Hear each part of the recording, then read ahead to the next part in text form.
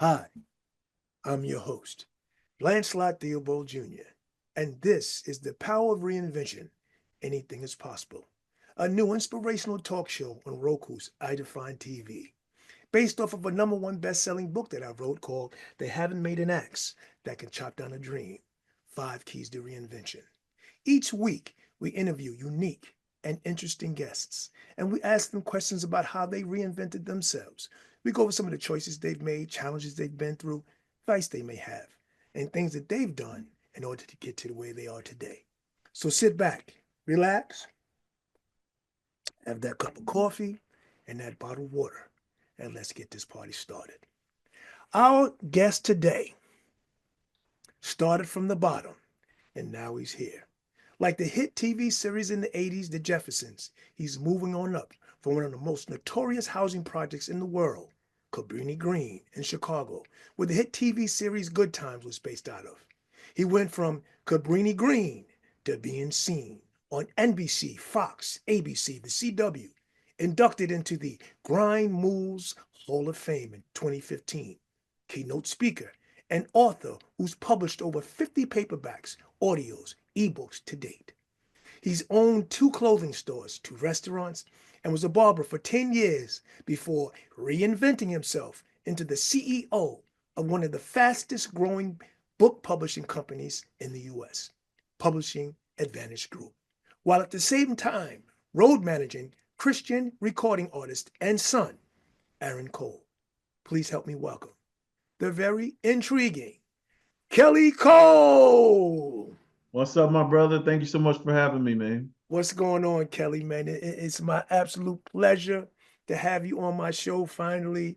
For the viewers that don't know, you are responsible for this book. They haven't made an axe that could chop down a dream.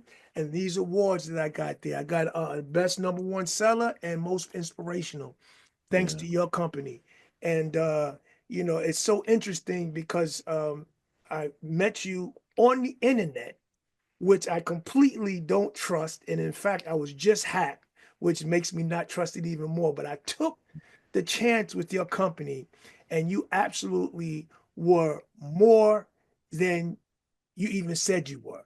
So, I think the universal energy had just kind of said, no, this is the person you need to check out. And I did, and I'm glad I did. Okay, let's get it started. We only got 30 minutes, man. So, where Appreciate it. did you develop this entrepreneurial spirit? I mean, coming out of the Cabrini Green projects. Man, I always tell people I was born with it, bro. Like my first business, I started at the age of 6 with my sister.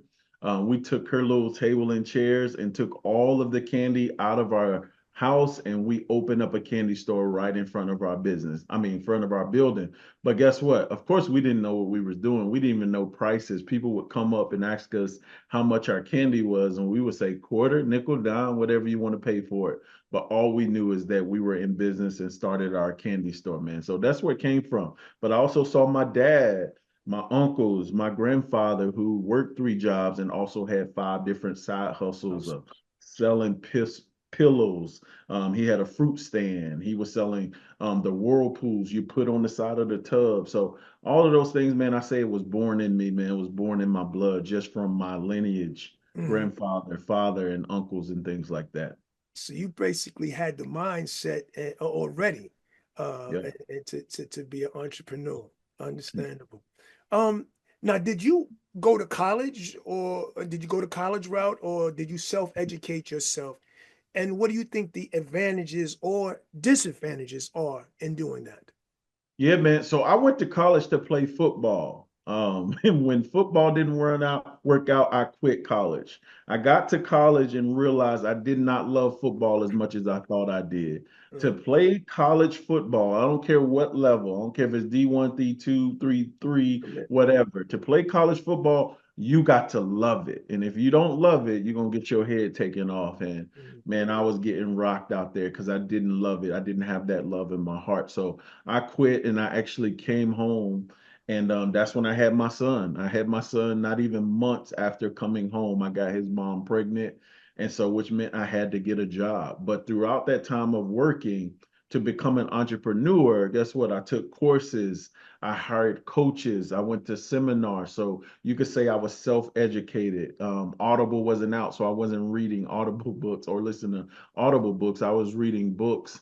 And I remember right when YouTube came out, there were some things on YouTube. But the advantages are if you want to be an entrepreneur, it's a shortcut to hire a coach, right? To get you to where you want to be. Now, as we talked about before, there's some, some jobs, some things that you need to go to school for. So I feel like if you want to be a doctor, you need to go to school. If you need Right. want to be a lawyer, you need to go to school. But to be an entrepreneur, you can be self-taught. You can read books, you can hire a coach, take courses and things like that. But I don't think everybody's meant to go to college or meant to go to school.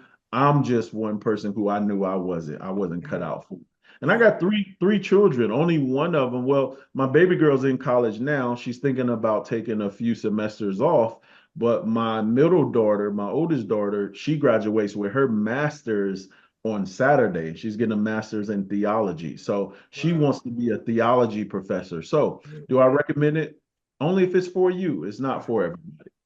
I think one of the things that we have been duped into thinking is that you go to high school and then you must go to college in Yep, order to be successful.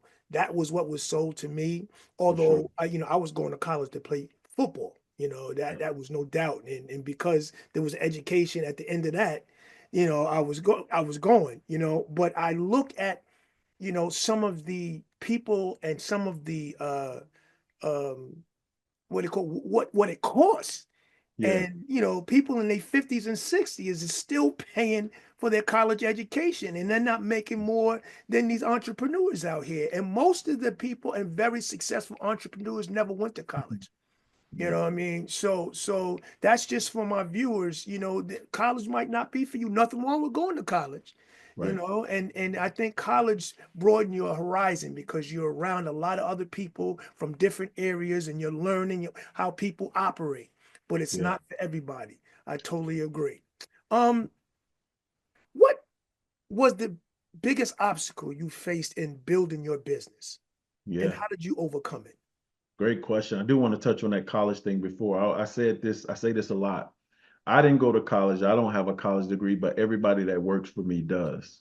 So think about that. And all of my friends who have MBAs and all that stuff, a lot of them are looking for jobs and I make more money than them. Mhm. So college is not a guarantee of success. Right. So it's got to be in you. So what were some of my obstacles, man? My biggest obstacle has been building my team, right? Mm. And getting out of the way, right?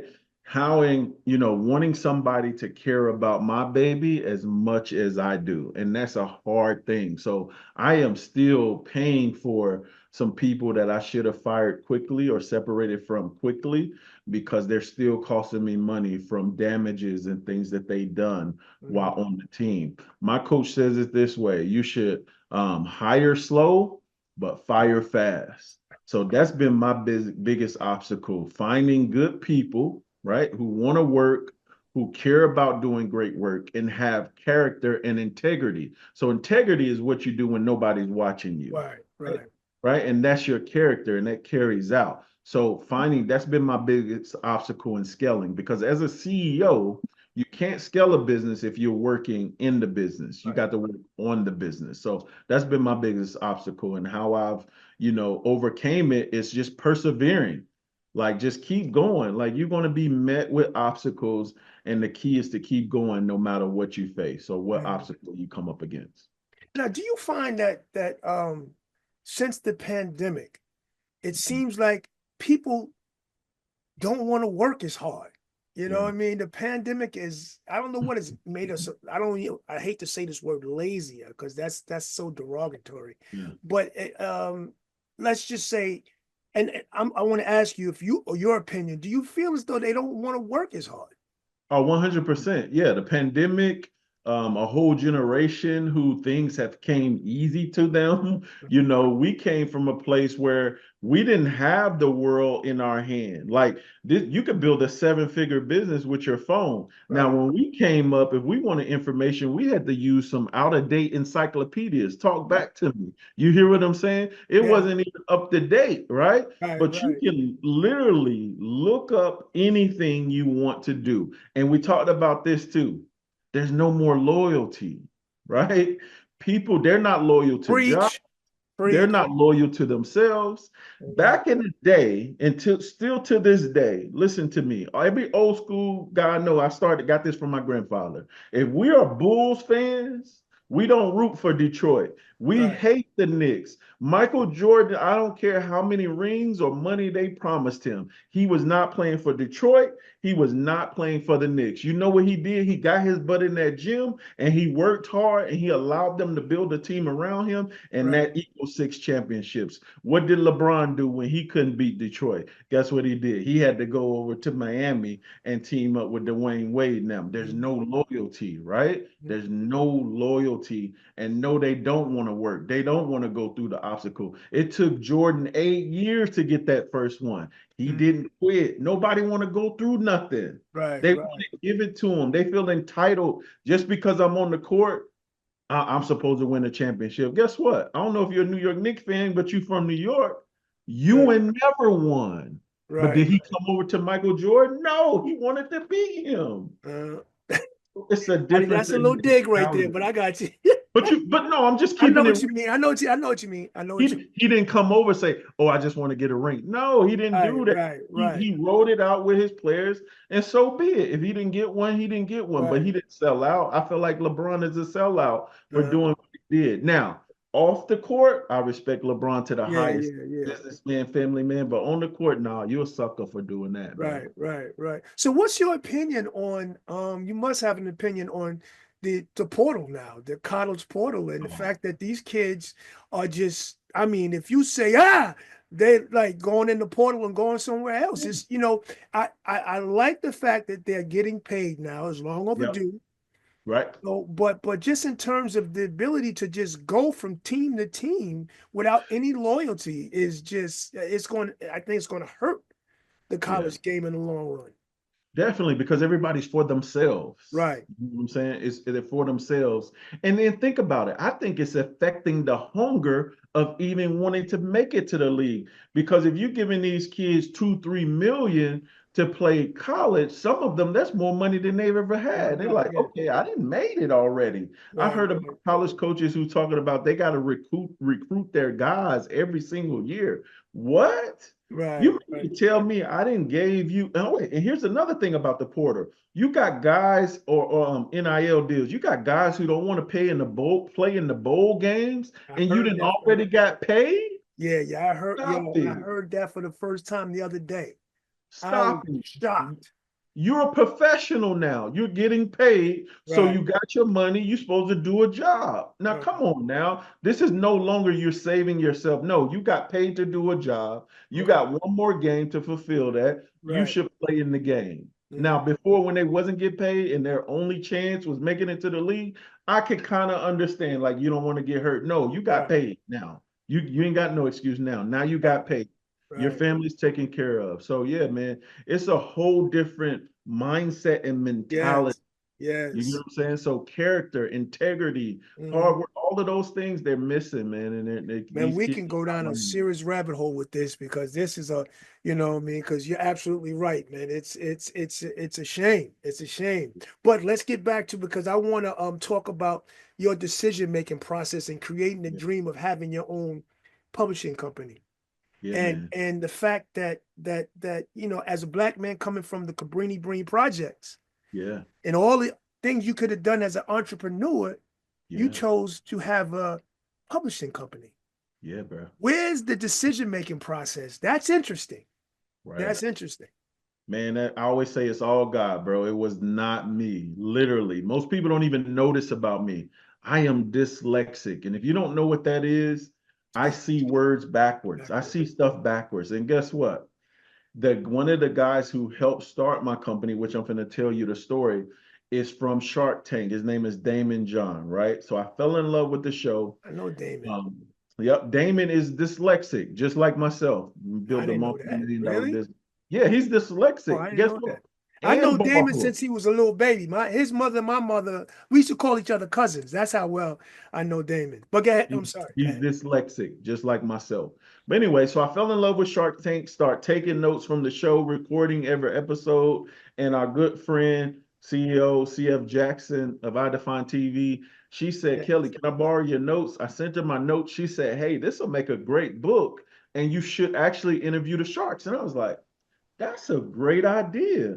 So I emailed all of the sharks on Shark Tank. Barbara Corcoran was the only one to email me back and give me an interview. We hit it off so well. I said, hey, Barbara, will you help me get an interview with Damon? She said, of course. She put me and Damon in a group text and she said, Damon, give this guy an interview. He's a great guy. Damon immediately responded. We did the interview. I took the interview and my notes from the show, published my first book, Conversations with Sharks.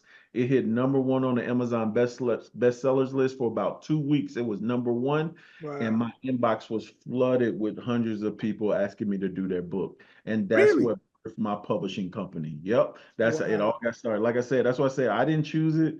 It was all God, and it chose me. So how could I turn that down? And I've been doing it ever since.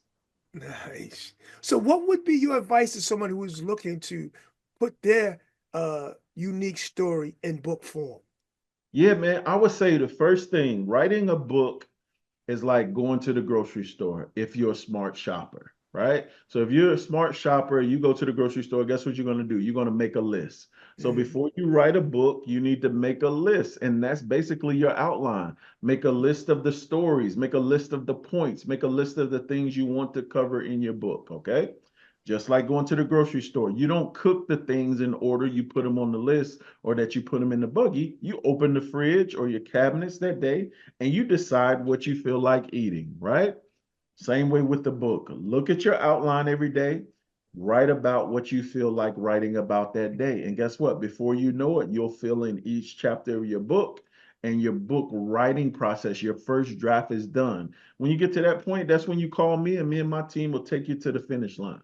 Now, if Mhm. you want us to do the whole process, we can take you from the whole process, interview you, write it, and do the publishing and marketing as well. But that's how you actually get started if you want to get started on your own. It's interesting because when you look and step back at it, it's a monumental task. And Mhm. my dad wanted me to write a book about my journey and some of the things I've gone through for years. And it's always been, nah, but deep down, it was the fear Yeah, of tackling what I felt was this monumental task. yeah, And how you broke it down for me and how your company broke it down for me was the first time I realized this is not that bad. yeah, If you do it like this and that and that and this, it yep, makes it so much easier. for And to sure. the point where I was able to write a #1 bestseller. But Yeah, it just goes to show you that what looks like a mountain, yeah, if you break it down and you just take it step by step, it's not as big of a monumental task as you think it is. yeah. So I would say to anybody that's out there, and then also, what's your advice to those people who are questioning whether their story is worth putting in book form? Yeah, I would say don't question that. There's a group of people who need to learn from your expertise, who need to learn from your failures, who need to learn from your success. Like there's people who are going through right now what you've Same. already been through, Right. right? So there's things that I can teach somebody about entrepreneurship because I've traveled that road. I can tell you what the pitfalls, the holes, and all that stuff. Mhm. And if I don't share it, guess what? I'm being selfish. So I'm Right. challenging those people who have a story, who have a specialized knowledge, who have expertise. I'm challenging you to go ahead and put it in a book, right? Because if you don't, guess what? You're being selfish because you're thinking about you. You. Right. Think about that person that you're called to help. And Just think if I didn't write that book, I would have never met you. I would right. have never met all of the people who, Right. when they get on the phone with me, they say, I was praying for somebody to help me. Right. Right. Well, I Yeah. tell you, fear is a part of being successful. Yep. because I think every one of us, including myself, are fearful about the unknown. But it's Yep. those that work past the fear and understand that fear is part of the process of being successful that will be successful. To so all the viewers out there, if you're fearful, that's natural. Right. If you're not fearful, something's wrong with you. It's Yep. what you do with that fear. Take that next step. That's Yep. the key, is to walk through that fear because it's a part of the process. That's it. Um, Now, what is your advice? Not for anybody that's trying to write a book. We Hmm. have several viewers out here that may be in a job, such as it could be a doctor, Yeah. lawyer, you could be a financial person, Yeah. but it's not fulfilling you. Yeah. What's your advice to those people at this stage in their life to be able to reinvent themselves? 100%. So if you got a 9 to 5, listen to me, from 5 to 9, you should be working on that thing that's burning in your heart. We all know, I don't care how crazy it is, I don't care how off the wall you think it may be, from 5 to 9, work on that thing. Listen to me. If you want to be an interior decorator, you want to decorate for parties, guess what? Put it on the internet, put it out there. Just say, hey, I'm now available to decorate for your party. You got a birthday coming up. You got an anniversary coming up. Guess what? I can decorate for you. That's if the business you want. Whatever it is that you want to do, just start putting it out there and working on it. And before you know it, guess what? Even if you fail, guess what? You get the lessons from the failure. I wanted to be a promoter at one time. I lost $50,000 at one time on a celebrity Or basketball game. But the lessons and the knowledge and the what was the how lesson from that? yeah, that number one, you got to do more than just have a great idea All and do right. some research to Right. do it. But wait, here's the most important thing I got from it. It expanded my money muscles. Just imagine you lose $50,000. I'm not afraid to invest 10,000. I'm not afraid to invest 20,000. I'm not afraid to invest 50,000 because guess what? I've lost that before and got it back 100 times. Does that make sense? It expanded how I see muscles. So once your muscle expands, guess what? It can't contract. Wow. Because, it's funny. I've invested a few times in a few different things, because I'm that person that believes in you make money and you invest for the future. And I've Yep. lost and it's retracted me and I become very, very, people, I don't want to say that people, More but cautious. You may become more cautious. I understand you that. become more cautious. You know what I mean? And being involved with publish is money, and I was cautious with that, and I had to really the really push myself to Yep. get past. Once I got past the fear of the book, I had to push myself to put out that money because I Yep. was fearful. So that's interesting when you say you got money muscles because 50,000 is a lot of money, you Yeah. know. And I'd love Is it? But is it? Let me challenge your viewers' way of thinking. Is 50,000 a lot of money?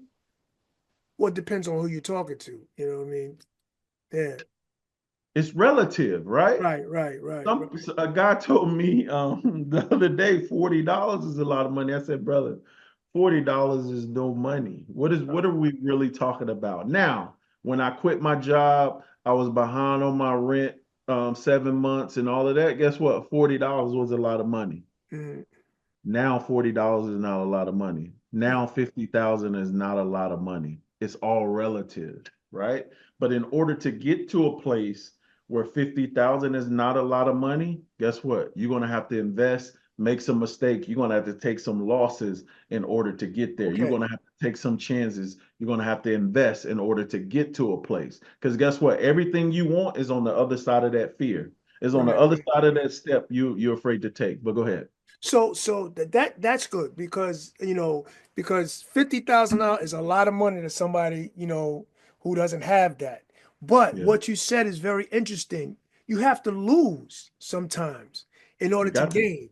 Got Losing to. is a part of it. Now you don't go out there to lose, Right. but you invest and if you lose, that's a part of the game. But if you keep at it, then you'll eventually win. Guess what? There's two L's in millionaire. So you got to take a couple of L's before you get to a million anyway. Mm, okay. I'm dropping jewels right now. There's Yes, two you are. L's in, Yes, in you are. million. You're gonna have Because to take a couple of L's before you get to that million. okay, okay. Because I'm a person that gets up 4:30, 4 o'clock every morning, driven to be the best that I can be. I'm an artist. I got a talk show. I do that, but I am still fearful, and I think two, three, and four times whenever I invest, Yeah. and that is because of my historical discourses and some of the things that I've invested in. So I would love to get past that. You know Yeah. what I mean? So I'm learning something here, viewers. Not only you learning, I'm learning here today as well. You know what I mean? Um, so that was a great question and answer. Where do you see Public Advantage Group in, let's say, the next 5 years? Yeah, next 5 years, we plan to have bigger partnerships with the NFL, NBA, and MLB. So we'll be sponsoring more events for the Super Bowl, NBA All-Star Weekend, the World Series. We're also going to be going back into the community, giving back more. So we're going to be hosting football, basketball, and baseball camps for the athletes in the community of the athletes that we have published their books. So more philanthropy work continue to scale. So the more we grow as a company, we want to give back more to the community. So that's our goal, man. And telling more stories that people need to hear, helping more people. And we have a few movies coming out as well. We created the film division. So we got a lot of clients who turn in their books into films. So yeah, that's where I see us just continue to grow and impact and continuing to grow and helping more people, man, 5 years from now. Wow. Now, in terms of what you have people that just goes to show again, for the viewers, you're not a director, you're not a writer, or you are a writer, but I'm sure you had the idea. Right. Now you've brought people in that know how to do what you don't know how to do. You Yeah. know what I mean? But you still have the business because you're, like you said, you're a person that has ideas and you act on it. You know what I mean? 100%. So Yeah, talk about that's what business is. So you think about it. The CEO, right, or whoever created McDonald's, guess what? He's not working in the restaurant. The CEO of McDonald's right now, he's not in the restaurant. right, He's using this. So right. the entrepreneurs, you use this. You don't work in the business, you work on the business. So This my is entire right. business is what? Run with other people's gifts. All I know how to do, I know how to put it together. I know how to market it. I know how to package it. I know how to talk to people, right? So, like you said, I hired screenwriters, I hired directors, I hired producers, I've hired cameramen, I've hired lighting, right? And guess what? You ready to do your film? We can do your film. I got everything doing. I'm just the manager, the marketer, and the overseer The of the whole thing. overseer. Right, right. Nice. Um, we got less than 2 minutes left, but I want real quick just to talk about how you go from, the page to the stage, so to speak. Explain to our viewers, because you seem like you're a person who um like comes up with concepts and ideas, but you're able to go from point A to Z. And I'm Yeah. sure people want to know how that's done. So if you can That's do that, I that's want to know. a gift. Yes. That's a gift. Now I have to say that is a gift because when I think of an idea or I think about something, I see all of the steps that it's going to take. But how did I develop that gift? I write things down. So Mm, what's step one? Step one is this. What's step two? Step two is this. Step three. And I don't have to know how to do all of the steps. All I got to do is create the create. system. Right, right, You right, get what I'm saying? So right, McDonald's is a system. They don't make the best burgers. Their right, food is terrible. But right, guess right. what? They got the best marketers. Uh, They uh, they can spend the most to acquire a customer, which is why they're successful. And then here's what people don't know. McDonald's is not even a restaurant. McDonald's is a multi-billion dollar real estate company. They uh, own the most real estate land than anybody. They make billions a year on real estate by owning the land that burger is cooked on. If wow. this is some homework for your viewers. If you haven't watched the the movie The Founder, there was a turning point. A guy told him, "You don't make $1 billion by making 5 cents on a 15-cent hamburger. You make billions by owning the land that burger is cooked on." Dude, dropped it. Mic drop. You might as well just walk off. That's it. We over, but it's all good. We gonna keep going. Listen, Cal, that was a mic drop right there, man. Beautiful. I just want to say thank you so much. I hope my viewers got as much as I got out of our interview today. I got to give my summation. To all my viewers out there, you are all you need to get everything you want in your life. Sometimes you got to take the things that hurt you the most and use it as fuel to ignite the full potential that is locked inside of each and every one of us. I hope you enjoyed our interview today. Until next time, peace. We're out.